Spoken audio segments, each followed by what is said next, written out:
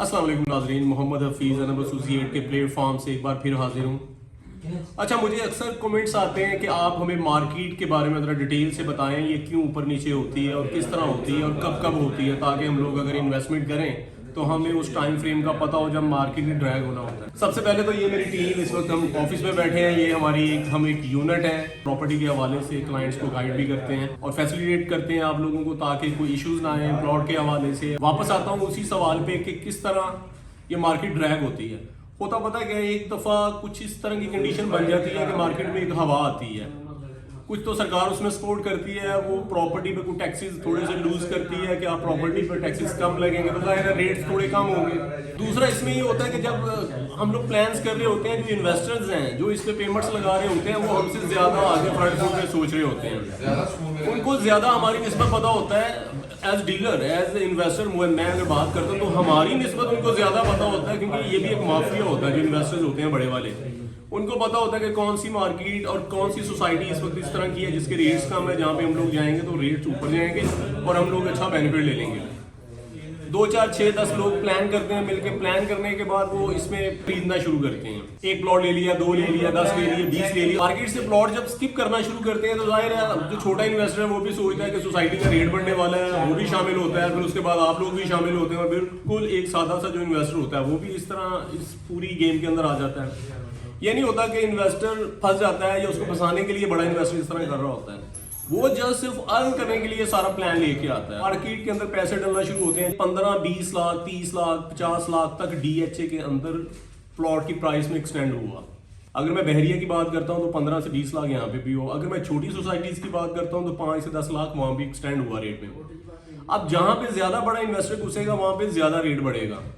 और ये बात वही बता दी कि जब रेट कम होने होते हैं तो इन्वेस्टर इसमें से स्किप कर जाता है। एक तो ये इफेक्ट करती है मार्केट को, और फिर बाज़ दफा ये भी होता है, मैंने अक्सर जज किया है कि जैसे अब कौमी बचत में जो इजाफा है वो बढ़ा दिया गया है पेमेंट के अगेंस्ट। इसका मतलब है प्रॉपर्टी से लोग निकलेंगे, कौमी बचत स्कीम्स हैं जो सरकार की, उसकी तरफ शफल होंगे। तो प्रॉपर्टी से पैसा निकलेगा तो एक तो ये इफेक्ट होता है मार्केट के गिरने का, रेट्स जो कम होते हैं उस वजह से। अब हम लोगों ने कैसे बैलेंस करना होता है कि अगर बड़ा इन्वेस्टर वहां से स्किप कर रहा है तो हमें कैसे जज होगा कि हमने भी मार्केट को देखते हुए अपने प्लॉटों को सेल करना है। हमें थोड़ा सा इसमें नजर रखना पड़ती है, क्योंकि मैं खुद एज इन्वेस्टर काम करता हूँ। हम लोग मार्केट को देख रहे होते हैं क्योंकि यही काम कर रहे हैं। उसके बाद जैसे जैसे वो इन्वेस्टर पैसा निकालता जाता है, उसमें से प्रॉफिट गेन करता जाता है, उसके बाद एक टाइम आता है जब वो ये फील करता है कि अच्छा यार ये रेट सोसाइटी के बहुत बढ़ गए, अब किसी नई तरफ हमें जाना पड़ेगा।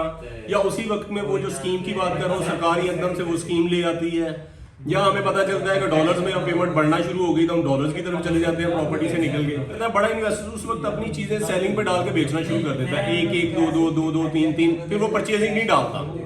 परचेजिंग कौन उसको कर रहा होता है? आप लोग, सादा लोग हैं, वो इसमें परचेजिंग पे होते हैं इन्वेस्टर्स के। अच्छा यार इसमें पैसे अर्न होंगे, हम भी ले लेते हैं। अब बड़ा इन्वेस्टर जब चीजों को बेच के अच्छा अर्न करके लाखों से करोड़ों बना के जब मार्केट से निकल जाता है, तब हम लोग आ जाते हैं, शरीफ लोग, शरीफ इन्वेस्टर्स होते हैं, वो आ जाते हैं। वो आगे फिर देखते हैं यहाँ पे पैसा बढ़ेगा, उनका भी माशाल्लाह से 2, 4, 5, 6 लाख एक्सटेंड होता है। लेकिन क्योंकि जो छोटा इन्वेस्टर होता है वो थोड़ा लालची भी होता है, सॉरी टू से, लेकिन वो लालची होता है। वो क्या करता है, नहीं जी मैंने 5 लाख प्रॉफिट नहीं लेनी, मैंने भी उसी तरह 10-15 लाख कमाना है। मेरा वो फलां दोस्त था, उसने 20 लाख निकाला, फलां था उसने 30 लाख निकाला।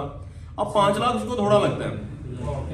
इसी सलाह के अंदर बड़ा इन्वेस्टर है वो निकल जाता है। छोटा जो आप लोग जो 5 लाख के सोच के ये छोटी रकम है, छोटी अर्निंग है, तो आप नहीं सेल करते। अब वो सेलिंग पे हैं और आप लोग परचेजिंग पे हैं, वो बेच के निकल जाएंगे। आप बाकी चीजें खरीदेंगे तो होगा क्या, मार्केट के अंदर प्लॉट ज्यादा होंगे, परचेजर कम होंगे, आपके प्लॉट नहीं बिकेंगे, हमारे प्लॉट नहीं बिकेंगे, जेन्युइन क्लाइंट के नहीं बिकेंगे। अब वहां पे क्या होता है, जेन्युइन क्लाइंट जिसने बुकिंग पे प्लॉट लिया हुआ है 12 लाख का, 10 मरले का प्लॉट, फॉर एग्जाम्पल 1 माह पहले उसकी प्राइस थी 1 करोड़ 10 लाख रुपया। अगर वो 90 लाख में भी प्लॉट बेच देगा तो वो 80 लाख रुपया उसमें से प्रॉफिट अर्न कर रहा है, वो 90 लाख में बेच देगा। इसका मतलब है जो इन्वेस्टर था उसने 1 करोड़ 5 में प्लॉट लेके 1 करोड़ 10 में बेचना था, अब उसको 90 पे अगर बेचना पड़ गया तो वो तो पागल हो जाएगा कि ये तो मेरा लॉस हो रहा है 15 लाख का। और जो जेन्युइन पार्टी है वो बेच देगी क्योंकि उसको तो 80 लाख बच रहा है। इसलिए वहां पे जेन्युइन पार्टी वो रेट्स ड्रॉप करते करते चीजों को बेचते हुए, क्योंकि उनके अपने काम है, शादियां चल रही हैं, ओवरसीज है, बाहर जाना है, वो बेच के निकल जाएंगे। अब आपके जो प्लॉट्स हैं जिस रेट पे खरीदे हुए वो नीचे जाना शुरू हो जाएंगे। इस वजह से मार्केट गिर भी जाती है। गिर भी जाती है, लॉस भी होता है, कितने टाइम के लिए होता है कोई पता नहीं किसी को। इसीलिए जो आपने कमेंट्स किए कि मैं इस बार में आप लोगों से डिटेल से बात करूँ, मेरा ख्याल है काफ़ी डिटेल मैंने आप लोगों को दे दी। हमें जज करना होता है कि किस वक्त वो बड़ा माफिया या बड़े इन्वेस्टर्स अंदर आए हैं, उसी वक्त में हम लोगों ने आना होता है। जब वो निकल रहे होते हैं उसी वक्त हम लोगों ने निकलना होता है। लंबी गेम के बारे में मत सोचा करें कि 10 से 15 लाख कमाएं, 20 कमाएं, 5 लाख एक प्लॉट पे आ गया, 5 एक पे आ गया, 5 एक पे आ गया, 10 एक पे आ गया, 20-25 लाख काफ़ी होता है हमारे लिए। अब मैं अगर बात करता हूँ कि अगर फॉर एग्जाम्पल खुदा ना खासा हमारा प्लॉट होल्ड पोजीशन पे चला गया है, मार्केट थोड़ा सा स्लो हो गई है, तो फिर हमें देखना पड़ता है कि हमारे पास पैसे अगर हैं तो इसको होल्ड करना चाहिए। कोई मसला नहीं है, जेन्युइन पार्टी को क्लाइंट ऐसा लग जाएगा आपका प्लॉट अच्छे रेट पे निकल जाएगा। और बाद दफ़ा आपको लगे नई कंडीशन ये नहीं है, तो फिर आप उसको जिस रेट पे लिया उस रेट पे सेल भी कर सकते हैं ताकि आप उसमें से निकल जाए। हमारे सीनियर्स हैं जो प्रॉपर्टी के अंदर, वो अक्सर हमें एक ही बात जो सिखाते हैं कि अगर आपने प्रॉपर्टी का काम एज इन्वेस्टर करना है या आपने एज ए क्लाइंट करना है तो आपके अंदर 3 चीज़ें होनी चाहिए। नज़र होनी चाहिए, खबर होनी चाहिए और सब्र होना चाहिए।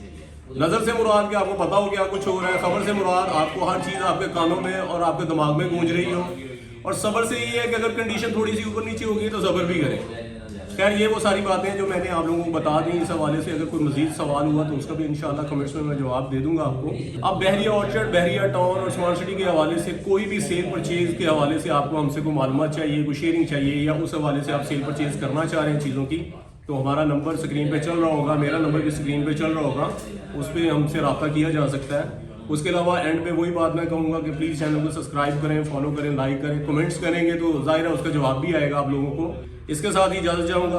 अस्सलाम वालेकुम।